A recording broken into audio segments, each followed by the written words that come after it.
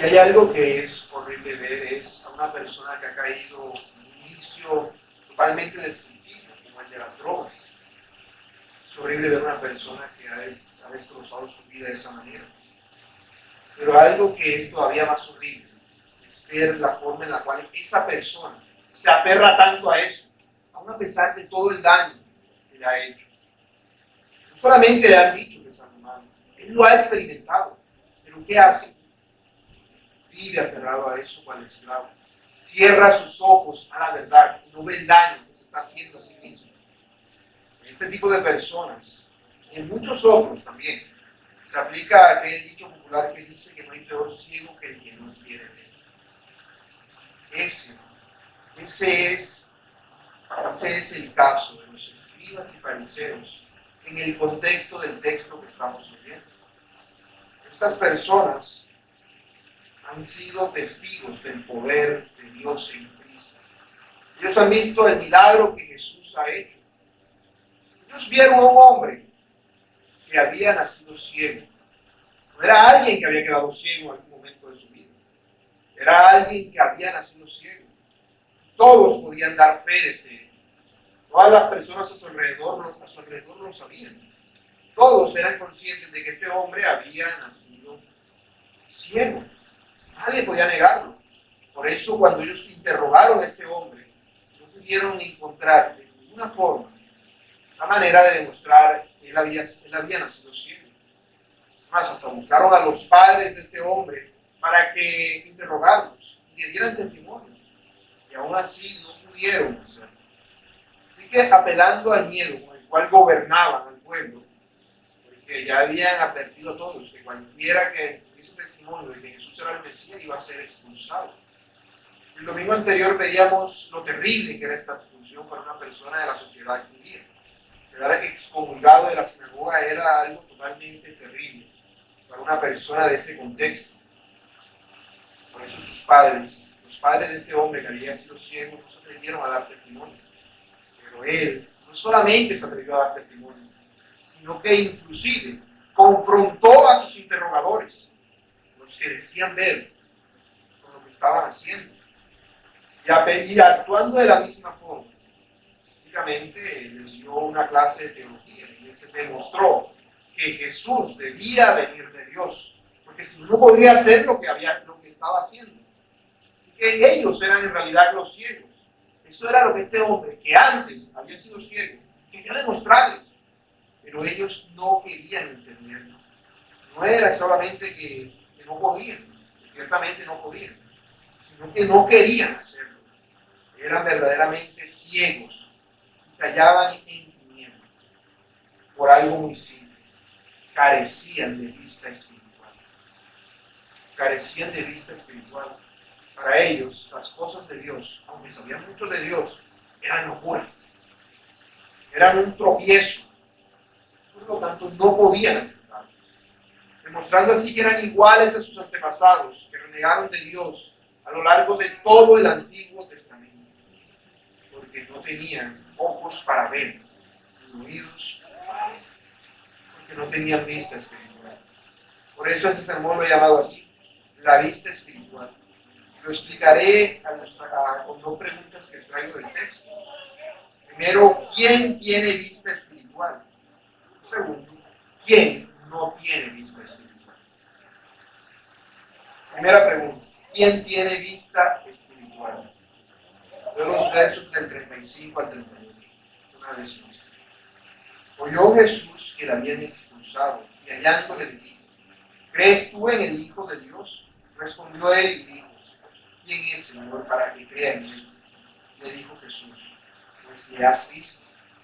Y el que habla contigo, él es. Y él dijo, creo, Señor, y la adoró. Vemos que en el pasaje que leí al presidir, que fue el pasaje en el cual el Señor obró la sanación en este hombre, desde ese pasaje hasta este punto, el Señor Jesús había salido de la narración. Había salido de la narración, cosa que no habíamos visto hace tiempo en este evangelio. Veíamos al hombre ciego y a los fariseos interrogando. Pero ahora vemos cómo el Señor Jesús regresa una vez más al relato. Y vemos aquí cómo el Señor, cual buen pastor, es el que toma la iniciativa de ir a este hombre. No vemos que el ciego busque al Señor Jesús. El tiempo seguramente en su corazón deseaba verlo. Pero vemos que él no sabía ni siquiera cómo era. Pero es el Señor el que lo busca y el que lo encuentra. Cual buen pastor que busca una oveja que se ha perdido. Él es el que busca a este hombre. Él busca a este hombre al enterarse de que lo habían expulsado. Al igual que cuando este hombre era ciego físicamente, y el Señor Jesús le devolvió la vista, fue el Señor Jesús el que tomó la iniciativa de ir a él y devolverle la vista, o darle la vista en primer lugar. De la misma manera, es este hombre ahora quien es encontrado por el Señor Jesús para recibir una vez más el Cristo. Es Él siempre el que da el primer paso. Es Él. Por eso es que la gloria es por Él, en Él y para Él. Porque de Él depende todo. Nuestra salvación depende de Él, no de nosotros. El Señor siempre toma la iniciativa de la salvación. Por el simple hecho de que nosotros, en nuestras propias fuerzas, no podemos hacerlo. Como dice el apóstol Pablo en Romanos 3:10, no hay justo ni aun uno. No hay quien entienda, no hay quien busque a Dios.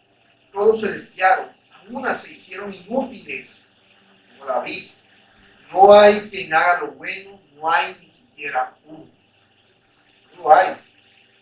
Por lo tanto, vemos que nadie puede buscar a Dios, porque todo el mundo nace ciego, con un velo espiritual, un estado de tinieblas que le impide ver a Dios. No ser conscientes de la belleza y de la necesidad de Dios en sus vidas. Nosotros los seres humanos no buscamos a Dios.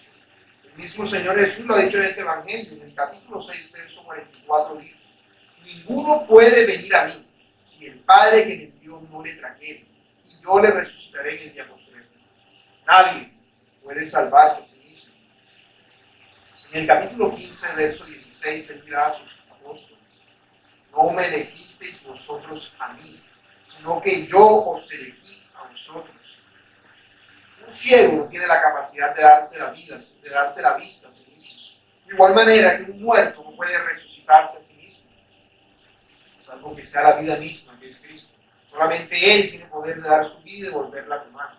Pero nosotros, en nuestra condición humana, no podemos hacer eso. La salvación depende siempre de la iniciativa de Dios. El ser humano se halla siempre en un estado alejado de Dios hasta que Dios llega a su vida y lo transforma. Se trata de Él, siempre se ha tratado de Él.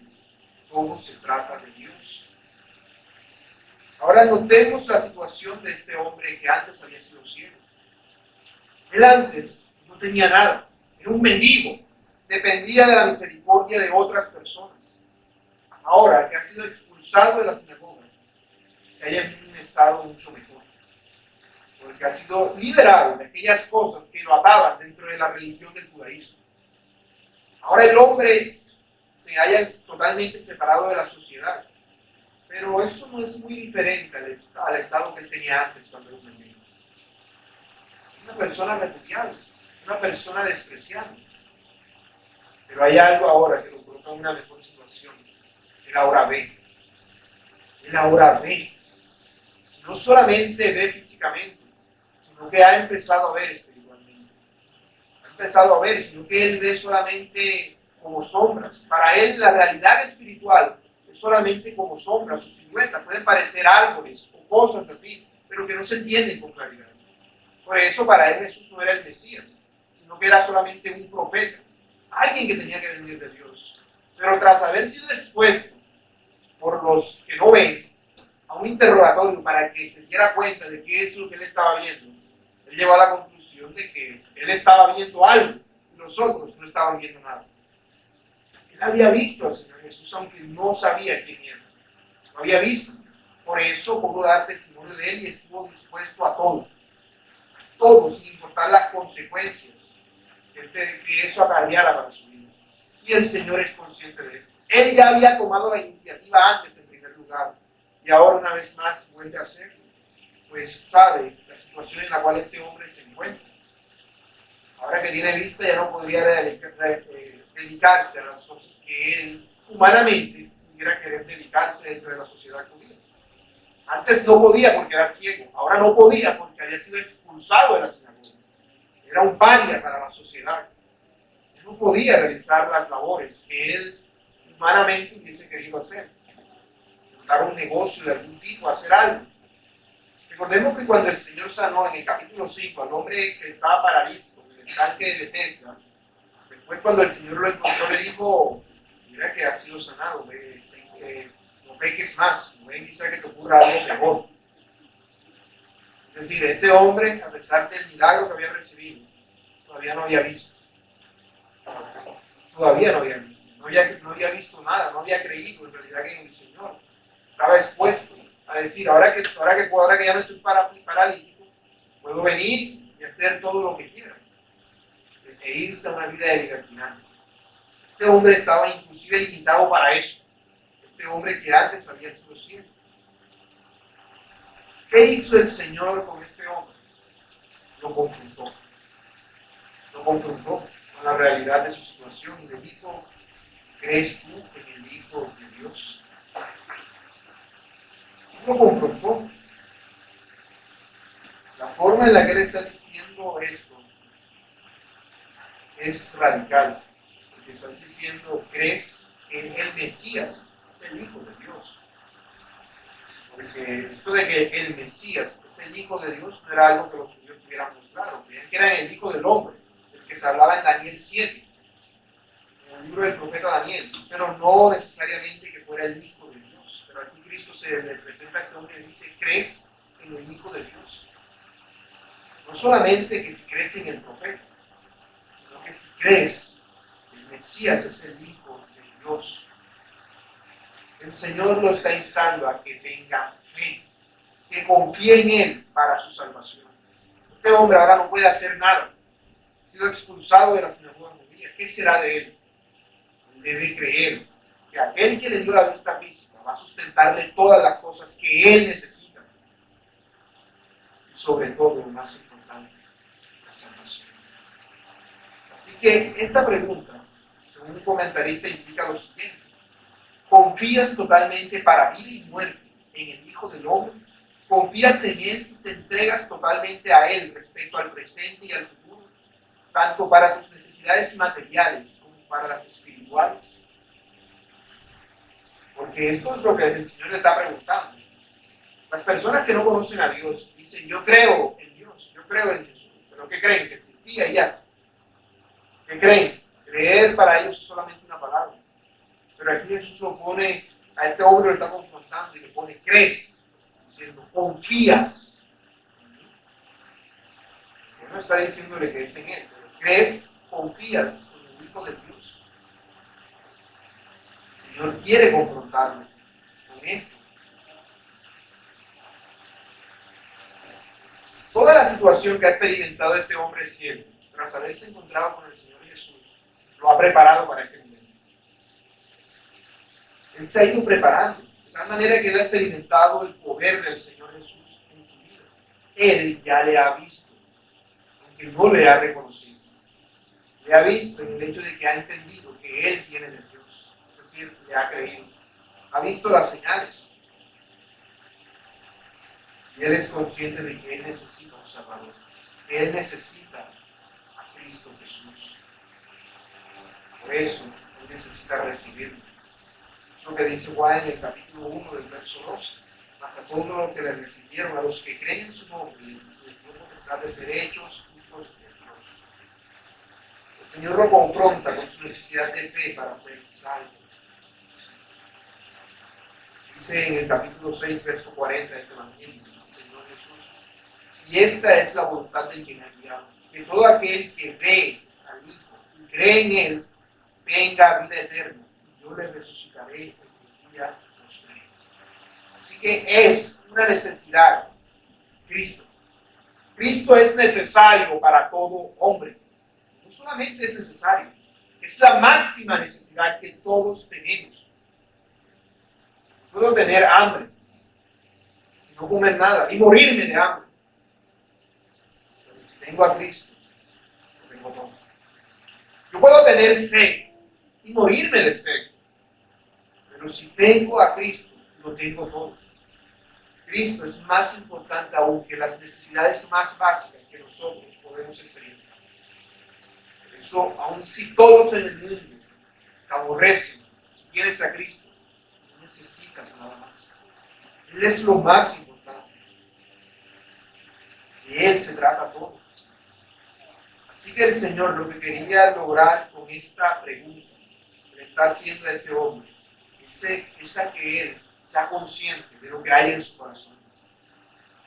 Él lo está induciendo a que Él sea consciente de que ella cree. No solamente es creer con su corazón, debe confesar con su boca que Jesús es el Señor. Debe confesarlo. Ella lo cree. Por eso no le importó que lo expulsaran, porque él es un hombre que ni siquiera conocía. Ella lo cree en su corazón, pero no lo ha confesado. Y debe ser llevado a confesarlo. Debe ser llevado a confesarlo.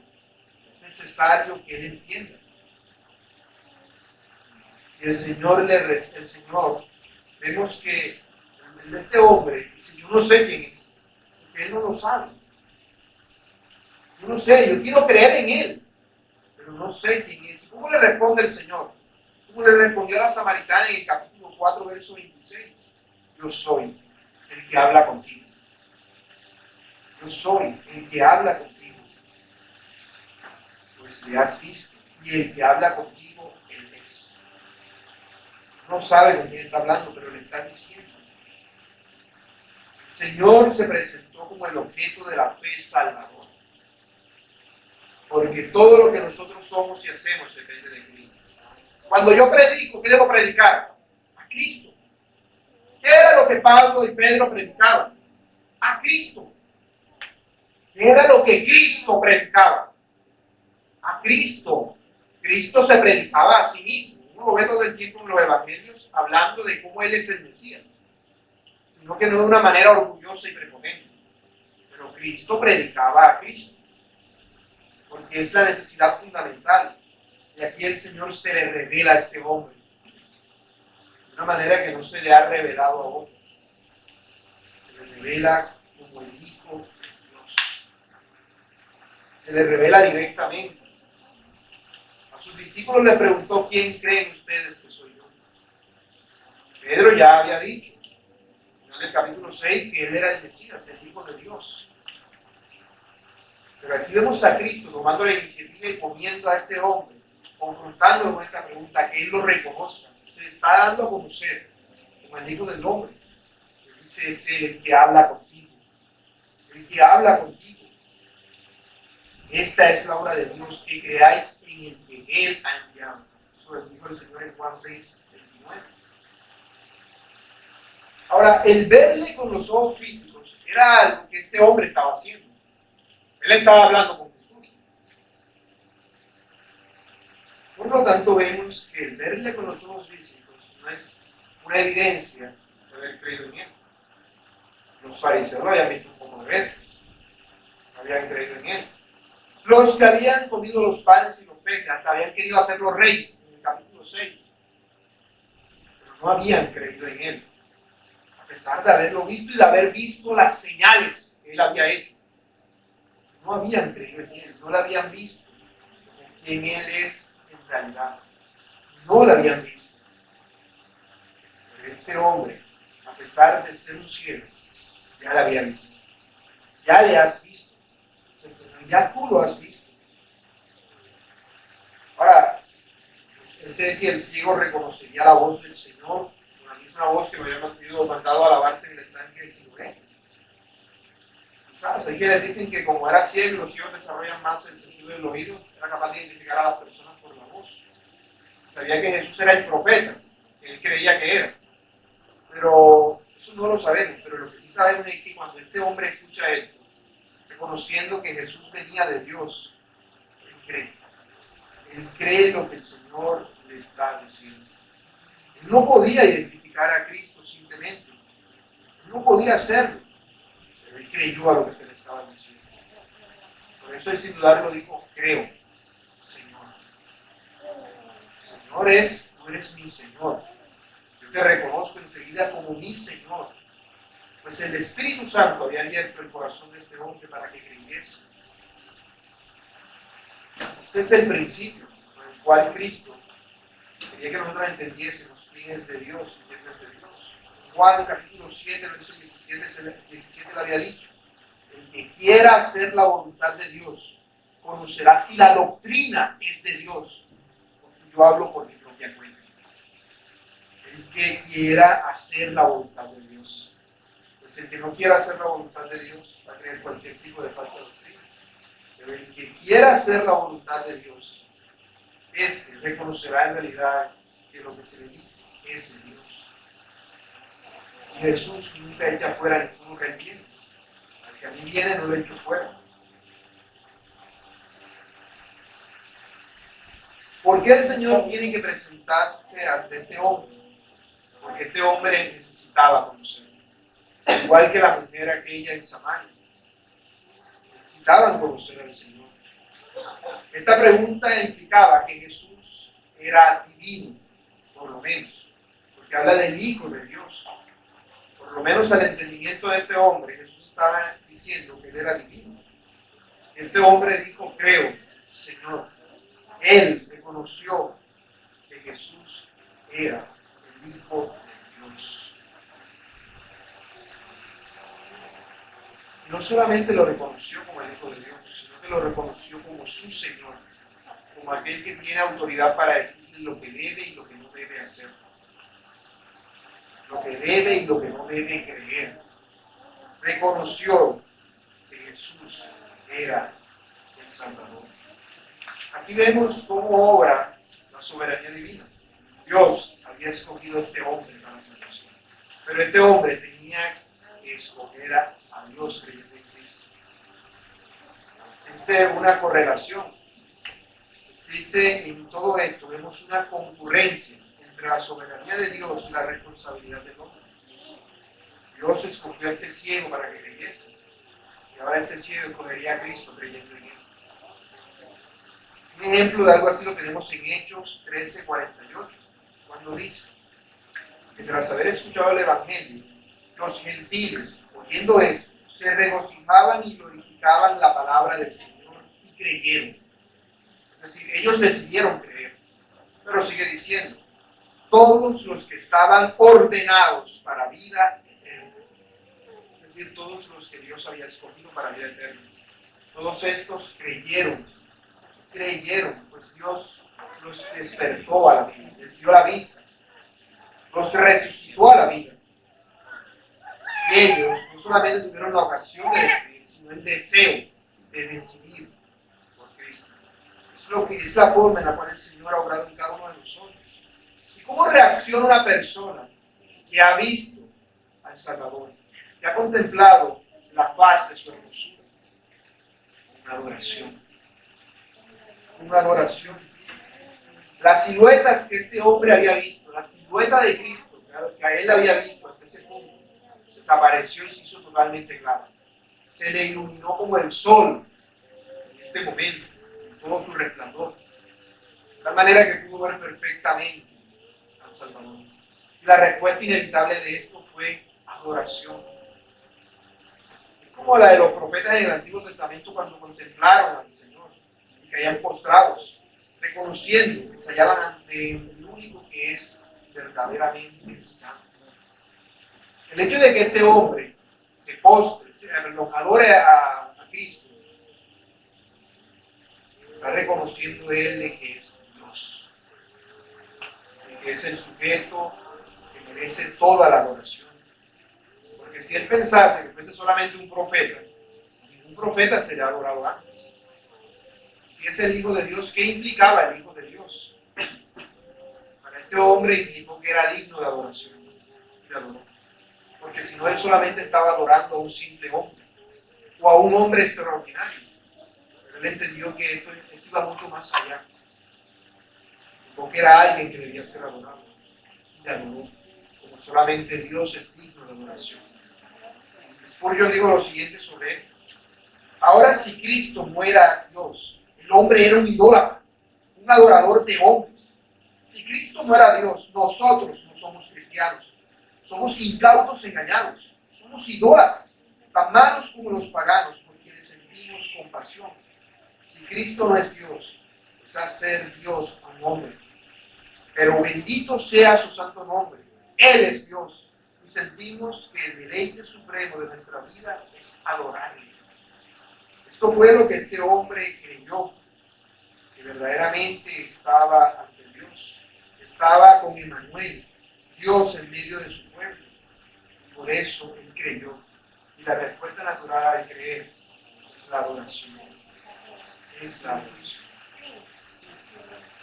Esto es una persona que tiene vida espiritual, que tiene vista espiritual.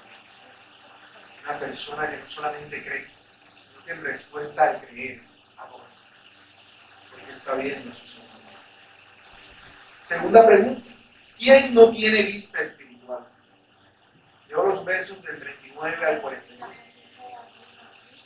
Para juicio he venido yo a este mundo, para que los que no ven, vean, y los que ven sean cegados. Entonces algunos de los fariseos que estaban con él al oír esto le dijeron: ¿acaso nosotros somos también ciegos? Jesús les respondió: si fuerais ciegos no tendríais pecado, mas ahora, porque decís, vemos, vuestro pecado permanece. Una pregunta que me surgió a mí en la mente al leer este versículo fue si estas palabras que dice el Señor de para esto he venido ocurren inmediatamente después de que este hombre le adoró, o si ocurren al mismo tiempo. Tras lo que investigué y lo que deduzco es que no pasó enseguida. Es decir, el hombre haya terminado de adorar al Señor Jesús cuando el Señor dice esto. Porque si no, los fariseos cuando lo vieron y ven a este hombre adorando a Jesús, eso creo que hubiese dado para una pregunta totalmente diferente a la que vemos que pasó aquí. Por eso vemos que tuvo que haber pasado, no tuvo que ser inmediato. O sea, me imagino que al menos el hombre se había parado cuando el Señor habló, que llegaron en el momento después de que ya no estaba adorando. Si no, la pregunta se hubiese ido a mayores. Ver a este hombre recibiendo adoración de otro hombre. Así que tuvo que ser un momento después. Ahora, en esto vemos la reacción de estos hombres ante lo que el Señor está diciendo. Él está diciendo que Él ha venido para juicio. ¿Cómo reaccionan estos hombres? Diciendo: ¿acaso nosotros también somos ciegos? Así que debemos considerar lo que el Señor está diciendo aquí. Él ha venido para juicio. Recordemos que en Juan 3:17 Él dice que Él no ha venido para condenar, sino para salvar. Que ya antes habíamos dicho que el Señor viene para juicio en su segunda venida. En la primera venida vino para salvación. Sin embargo, también es un hecho que esto no es una contradicción, sino por el contrario.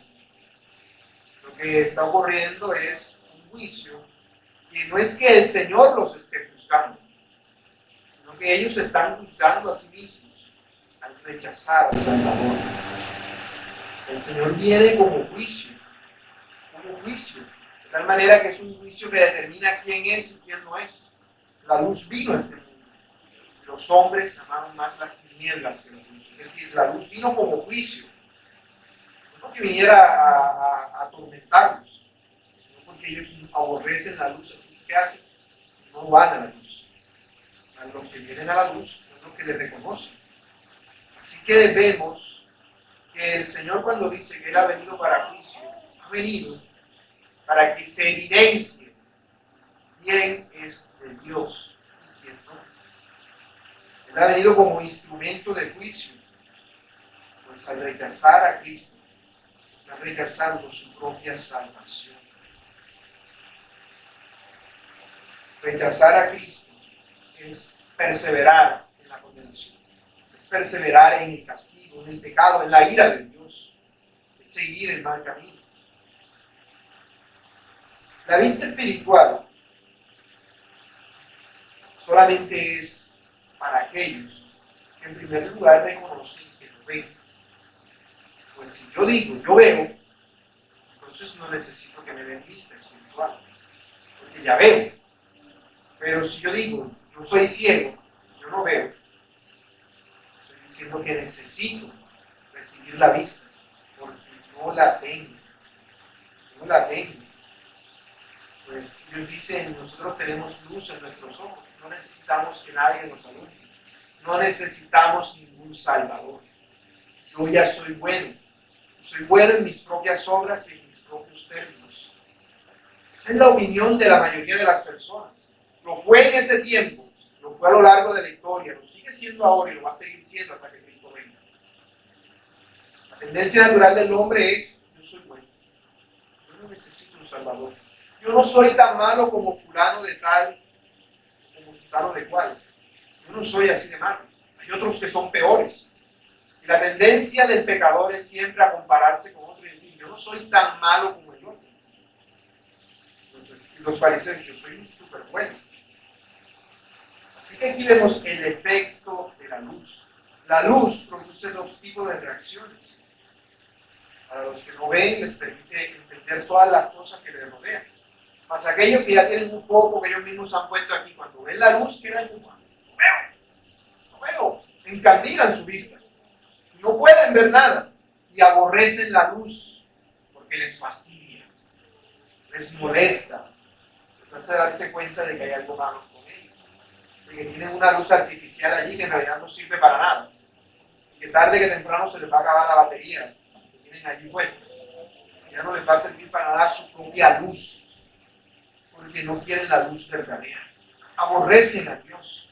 El Señor está explicando de una manera totalmente sencilla la situación de los hombres en su estado de pecado. La salvación es para aquellos que saben que la necesitan. Toda persona que crea que no necesita salvación no va a querer salvación. No va a querer ninguna salvación. Si un hombre cae en un charco de lobo, puerco y hediondo, y dice, sáquenme de aquí si él no puede salir. Y si le dan una forma de salir, él va a buscar la manera, sea como sea, de salir de ese lugar. Pero, si un hombre está en el charco de lobo y dice, aquí todo está bien chévere, soy un cerdo y me encanta revolcarme en esto, no va a querer salir de ahí. No va a querer cambiar su situación, porque él cree que su situación es la mejor que pueda haber. Por eso el Señor, al decir esto, provoca en los fariseos el entendimiento y la pregunta, ¿acaso somos nosotros también ciegos? Que no vemos, eso es lo que están diciendo. En esto vemos que bajo este contexto, bajo estas palabras y ante esta pregunta, los que no ven son aquellos que reconocen que necesitan ver. Son aquellos que reconocen que necesitan a un Salvador. Pero aquellos que ven son los que están perdidos, porque ven en sus propios términos, ven con su propia luz. Es lo contrario a lo que veníamos exponiendo. Estos hombres ven, pero no ven con la vista espiritual, ven con su propia vista. Por lo tanto, ven en sus propios términos, entienden las cosas a su manera de pensar, adoran a Dios a su manera, como a ellos les parece, como se les viene en gana. Si ellos ven de esta manera y aborrecen la luz verdadera, que salen al sol del mediodía y les encandila la vista porque tienen una lámpara alumbrándoles los ojos, ¿qué hacen ellos? Se apartan de la luz verdadera. Si se apartan de la luz verdadera, su estado permanece en tinieblas. Permanecen ciegos porque rechazan la verdad, rechazan la salvación que se les está dando. Su estado de incredulidad para ellos pasa a ser irreversible. Se hallan totalmente perdidos, se hallan anclados en su condición de pecado. Por eso cuando ellos le preguntan al Señor si ellos también eran ciegos, el Señor no afirmó que sí, que eran ciegos, porque es verdad, espiritualmente eran ciegos, Pero el Señor no les afirmó eso, sino que se limitó a decirle que hubiera sido mejor que fueran ciegos. Porque si ellos reconocían que eran ciegos, ya no tendrían pecado. Estarían dispuestos a recibir la vista. Ellos son en realidad peores que los ciegos. Peores que los ciegos. Y en este sentido, la ceguera tiene que ver con el conocimiento de Dios. Pues aquellas personas que eran ciegos, eran aquellos que vivían engañados, no tenían ningún conocimiento del Salvador. No sabían nada acerca de Dios, como todas estas personas en el mundo, que no conocen a Dios, sino que se lo imaginan cada uno a su manera. Son ciegos. Pero aquí el problema es que estos hombres escudriñaban las Escrituras día tras día. Así que en ese sentido, no eran ciegos, porque tenían conocimiento de Dios. Habían sido partícipes de la luz divina. Habían sido partícipes de la luz divina, pero la habían rechazado. La habían rechazado por completo. Por eso su situación es peor. Se halla en un estado similar al de Satanás. Recordemos que Satanás no ignora a Dios. Él sabe quién es Dios y él sabe que los hombres necesitan arrepentimiento. Él sabe la necesidad de arrepentimiento, mas eso no quiere decir que él vaya a arrepentirse. Así ocurre con estos hombres. Satanás recitaba las Escrituras. Estos, los mayores entre sus hijos, conocen las Escrituras, pero aún así desprecian al Señor de las Escrituras. Desprecian la luz verdadera. Por eso su pecado era peor, porque rechazan la verdad, porque son responsables de lo que están haciendo y diciendo. Si ellos hubiesen confesado que eran ciegos espirituales, hubiesen admitido su necesidad de Cristo, pero como no lo han hecho, su pecado no les va a ser perdonado. No se puede sanar a los que no están enfermos, o por lo menos a los que piensan que no están enfermos. Su estado es peor porque no andan en ignorancia. No andan en ignorancia. Saben perfectamente de lo que se está hablando y aún así no quieren recibir la sanidad, no quieren recibir la vista. Quieren seguir revolcándose en su cielo. El ciego es uno que busca un remedio para su enfermedad, pero hay de aquel que es enfermo, que está enfermo y piensa que no, y se engaña diciendo que no. Hay de aquel. Hay más esperanza para el primero que para el segundo. Calvino dijo: si usted reconoce su enfermedad, no sería del todo incurable. Pero ahora, como cree tener perfecta la salud, continúa usted en un estado desesperado. Ese es el triste estado de estos hombres, que creen que ven, pero en realidad no ven. Ellos son ciegos, pero no porque no tengan ojos, sino porque tienen la mano fuerte. No veo, no quiero ver. Ese es el estado de ellos. Voluntariamente cierran sus ojos para no ver, para no creer, para rechazar la verdad.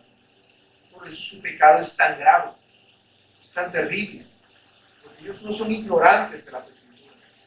No hacen las cosas porque otros los haya guiado una tergiversación. No, ellos mismos entienden su pecado, reconocen, pero creen más en lo que ellos mismos se han formulado, la mentira que se han dicho a sí mismos, que es la verdad de Dios. Por eso se hallan totalmente apartados de la salvación, porque prefieren la ceguera, la oscuridad. Ese es el estado en el que están todas las personas que tienen conocimiento de Dios, pero no quieren al Salvador. No de aquellos que no tienen un conocimiento de Dios, sino de aquellos que enseñan la palabra de Dios, pero que en realidad no han visto a Dios, no han visto al Salvador.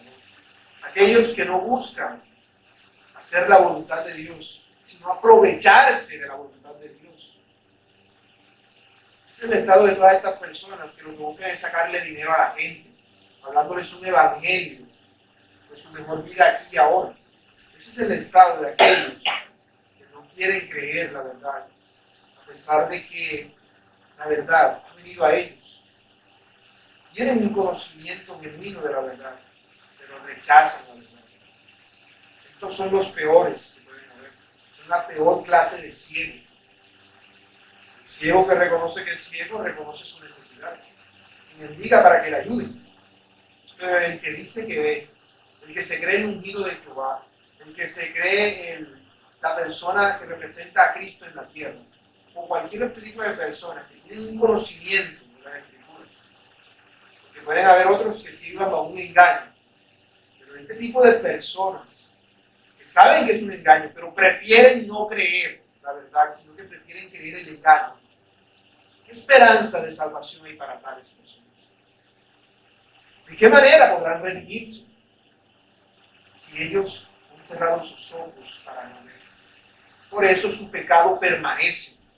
Por eso su incredulidad prosigue. Por eso su ceguera es aún mayor. De tal manera que la poca luz que ellos creen que tienen, pues es quitada para que anden en unas tinieblas todavía peor. Esta es la peor de las cegueras, porque son rebeldes a la visión celestial. Es una ceguera voluntaria. Es una ceguera en la cual no hay forma de decidir por Cristo, porque se ha rechazado a Cristo tajantemente. Así que no hay señal que mostrar, no hay demostración científica que hacer, no hay forma de convencer a una persona así. Una persona en su ignorancia puede que quede con las dudas, y puede que no crea, pero puede que no se acerque a las Escrituras. Pero uno que diga, yo me sé la Biblia de memoria, y de verdad se la sepa, y conozca las doctrinas de las Escrituras, pero aún así elija practicar lo que la palabra de Dios nos enseña, que aún así elija rechazar al Salvador, ¿en qué situación se encuentra? ¿A quién lo compararás? A Satanás. Ciertamente a Satanás, para quien no hay esperanza de salvación, porque rechazan la verdad. Por lo tanto, su juicio es el más terrible de todos. Este tipo de personas, dice la palabra de Dios, dice el Señor Jesús, toda planta que no plantó mi Padre Celestial será desarraigada. Dejadlos, son ciegos, guías de ciegos. Y si el ciego guiara al ciego, ambos caerán en el hoyo. Vemos que es Jesús quien dice esto. Él no dice simplemente, vayan y prediquen, sino dejadlos, que sigan en su maldad, que sean todavía más malos de lo que ya son. Porque no es que no hayan tenido oportunidad, sino que no son plantas sembradas por el Salvador. No tienen ninguna oportunidad de arrepentimiento, porque han rechazado la verdad y han elegido la incredulidad. Sus corazones han sido endurecidos. Pero vemos que la Escritura nos dice que Dios endureció el corazón del faraón. Pero antes de que Dios endureciese el corazón del faraón, el faraón había endurecido su corazón contra Dios. Ya el faraón había endurecido su corazón contra Dios. Así los fariseos se encontraban en esta misma situación. Y también todos los que prediquen un evangelio diferente del que viven. Eso nos incluye a todos nosotros. Eso me incluye a mí y a cada uno de nosotros. Porque si predicamos una cosa, pero en lugar de creer lo que dicen las Escrituras, conociendo lo que las Escrituras dicen, voluntariamente nos autoengañamos, ¿qué esperanza puede haber para nosotros? ¿Cómo viviríamos de una manera tal si nuestra vida no es en sujeción a Dios y su palabra, sino en rebeldía contra aquel que nos ha dado la salvación? Ante tales personas, dice Dios, que el juicio es mayor, la condenación es más grande y el tormento es peor. En Isaías 6:10 dice, engruesa el corazón de este pueblo y agrava sus oídos y ciega sus ojos para que no vea con sus ojos, ni oiga con sus oídos, ni su corazón entienda, ni se convierta y haya para él sanidad. Así que el juicio del que Cristo habla aquí no es un juicio que Él esté llevando a cabo. Él no vino para juzgar al mundo. En su primera venida no. Es un juicio que ellos mismos han determinado al rechazar a Cristo como Salvador, al rechazar la salvación. Jesucristo es el Rey de Reyes. Él es el factor determinante de todo ser humano. Todo ser humano depende de Cristo, pues el mundo por Él fue hecho. Si los suyos le rechazaron, ¿qué se puede esperar para el Rey? Él es nuestro Hacedor, Él es nuestro Salvador. Él es aquel que es como una piedra angular. Él ha sido puesto, como dijo el profeta Simeón cuando lo vio siendo un bebé, en Lucas 2:34. He aquí, este está puesto para caída y para levantamiento de muchos en Israel, y para señal que será contradicha. Él es la espada que lo corta todo. Él es el que divide. Él es el que divide el mundo entre los que creen y los que no, entre los que son de Dios y son del diablo, entre los que ven y son ciegos. ¿Quién no tiene vista espiritual? Aquellos que no ven a Cristo.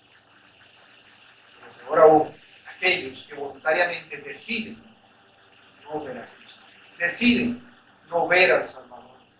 Para tales personas, el juicio es el mayor que puede haber. No tienen vista espiritual, porque la vista espiritual es la vista que contempla siempre al Salvador. Aplicaciones. Todos nosotros sabemos que Dios está en todas partes. Todos nosotros somos conscientes de este hecho. Es más, la Escritura nos dice que Cristo vive en nosotros.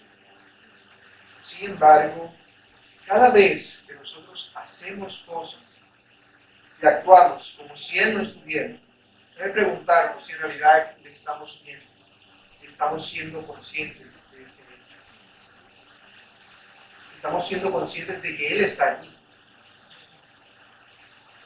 Nosotros debemos entender que nosotros siempre estamos delante de Dios, pero tenemos que ser conscientes de que Dios es santo, de que su mirada está sobre nosotros y debemos abrir nuestros ojos a esa realidad, porque tenemos ojos para ver, no para tenerlos cerrados y abrirlos cuando venimos a la iglesia, o cuando hacemos el devocional, o cuando evangelizamos, sino para que veamos todo el tiempo. Todo el tiempo. Por nuestra naturaleza de pecado, inevitablemente toca cerrar los ojos, pero nuestro cerrar de ojos debe ser así. Abres y cierras, abres y cierras. Algo automático, un mínimo que por el remanente de pecado toca. Pero lamentablemente muchas veces ocurre en nuestras vidas lo contrario. Vemos y cerramos los ojos y los abrimos nada más en determinadas ocasiones. Cuando necesitamos ayuda de Dios, cuando necesitamos que Dios nos consuele, cuando necesitamos protección, cuando venimos a la iglesia, cuando estamos en cosas que están relacionadas con Dios. Abrimos los ojos y claramente vemos todo a la luz de la palabra. Pero en nuestra vida diaria, cuando nos levantamos, cuando nos acostamos, cuando hacemos nuestros quehaceres, muchas veces cerramos los ojos para no ver a Dios. Muchas veces tomamos decisiones sin considerar la voluntad de Dios. Ay, que el Señor nos libre, que no venga y sea que alguno de nosotros crea que ve y en realidad no lo hace. Esto no es algo de, ay Señor, ¿será que yo? No, el que cree que ve y en realidad no lo hace es porque hay algo que en lo que se está autoengañando. Hay verdades en las Escrituras que voluntariamente está rechazando, está diciendo esto sí y esto no. Cosas a las cuales dice que no. En cambio, el creyente cierra los ojos por causa de su pecado y se va a un hueco y dice, ¿yo qué hice? Dios mío, perdóname, porque he pecado contra ti. He caído en pecado, porque cerré los ojos y no vi por dónde iba. Claro, esto es mucho más evidente cuando hay pecados escandalosos de por medio. Por ejemplo, un hombre que cae en adulterio no quiere que nadie sepa que ha caído en adulterio. Procura esconder su pecado, procura que nadie se entere. Nadie, no quiere ser descubierto. Pero el punto es que Dios lo estaba viendo cuando lo estaba haciendo. Entonces, que ningún hombre se entere. Pero ya Dios supo. Y en un caso así, yo sé que todos entendemos este caso. Pero ¿qué pasa cuando son las pequeñas cosas, las rutinarias cosas, nuestro diario vivir? Cuando son pecados que no consideramos tan graves. No hay pecado que sea menos grave. Un Dios que es santo, santo, santo. Así que tengamos cuidado con nuestra ceguera voluntaria. Nosotros vemos porque hemos recibido la vista. Pero cada vez que tú caes en pecado porque has cerrado tus ojos en un área o aspecto de tu vida. Caes en pecado. Es decir, yo no voy a tener un mal pensamiento si sé que Dios me está viendo. El problema es que olvido que Dios me está viendo y hago como si no estuviera allí. Y eso es pecado, porque si yo tengo un mal pensamiento y recuerdo que Dios me está viendo automáticamente, ¿qué estoy haciendo? Reacción. No le doy lugar a eso. Pero el que le da lugar a eso es porque cierra sus ojos y dice, no, un ratito aquí voy a cerrar los ojos para ver lo que no debo ver. Aquí el dilema. Es allí el problema. Porque los que somos de la luz, caminamos en la luz, andamos en la luz. Nosotros somos creyentes. Hemos sido llamados para creer. Y creer involucra todo el tiempo. No se refiere solamente por momentos. Entonces, yo creo en Cristo. Y ahora me tomo vacaciones y dejo de creer en Cristo y voy para playa, en bikini y regreso. No. Creer en Cristo es creer en Cristo todo el tiempo. No es yo creo en Cristo, pero cuando me van a cachar que he hecho algo malo en el trabajo, digo una mentira. No. Creer en Cristo es creer en Cristo cada día, cada minuto y cada hora. Por eso todo el tiempo necesitamos arrepentirnos. Porque todo el tiempo no hacemos eso. Pero tú como creyente debes esforzarte porque esos lapsos de oscuridad vayan menguando en tu vida. No que se mantengan iguales o que crezcan, sino que debes buscar la manera, esforzarte para que esos lapsos de oscuridad vayan menguando. Cada vez seas capaz de abrir más los ojos a la luz y soportarla. Me fastidia la luz, pero voy a esforzarme porque quiero ver. No quiero irme en un hueco. Así que me esfuerzo y sigo. Porque el Señor nos ha dado su Espíritu para que podamos hacerlo. Nosotros no somos ciegos. Nosotros somos ex ciegos. Hemos sido sanados de nuestra ceguera. Yo antes era ciego, pero ahora veo. Si veo, debo creer en Cristo. Debo creer genuinamente. Casi al final de este Evangelio, en el capítulo 20, verso 29, veremos que el Señor le dice a su discípulo Tomás, porque me has visto, Tomás, creíste. Bienaventurados los que no vieron y creyeron. Ese creer está en continuo, en el original. Es decir, un acto continuo. Todo el tiempo estás creyendo en Cristo. Y si tú todo el tiempo estás creyendo en Cristo, si tú todo el tiempo tienes los ojos abiertos para Cristo, ¿qué es lo que ves? A Dios en su santidad. Si tú ves a Dios en su santidad, ¿qué crees que debes hacer? Adorarle, como hizo este hombre que antes había sido ciego y vio claramente al Señor. Adorarle. Quiere decir que debes adorar a Dios cuando. No como creen los carismáticos, cuando cantan una adoración o una alabanza en la iglesia. Debes adorarle a Dios todo el tiempo. Eso es la verdadera adoración. La verdadera adoración es cuando sujetas tu vida a la voluntad de Dios revelada en su palabra y procuras vivir como Cristo vive. De manera tal que ya no vivas tú, sino que viva Cristo en ti. Ser un verdadero adorador implica que hagas todas las cosas con el fin de presentarlo en adoración a Dios. Por eso dice en 1 Corintios 10:31, si pues coméis o bebéis o hacéis otra cosa, hacedlo todo para la gloria de Dios. ¿Por qué? Porque estás adorando a Dios todo el tiempo, por lo tanto todo debes hacerlo para la gloria de Dios. No que en mi trabajo ninguno me está viendo, Dios te está viendo. Tú se supone que debes abrir tus ojos y ver a Dios. Dale gloria a Dios. Dale gloria a Dios. Con las necesidades más básicas, como comer y beber, hasta con lo más grande, lo que tú consideras más importante en tu vida. vive para adorar al Salvador. Entiende esto. Tu vida no se trata de ti, se trata de Él. Para poder entender eso, debes abrir tus ojos y ver con claridad aquel que murió en la cruz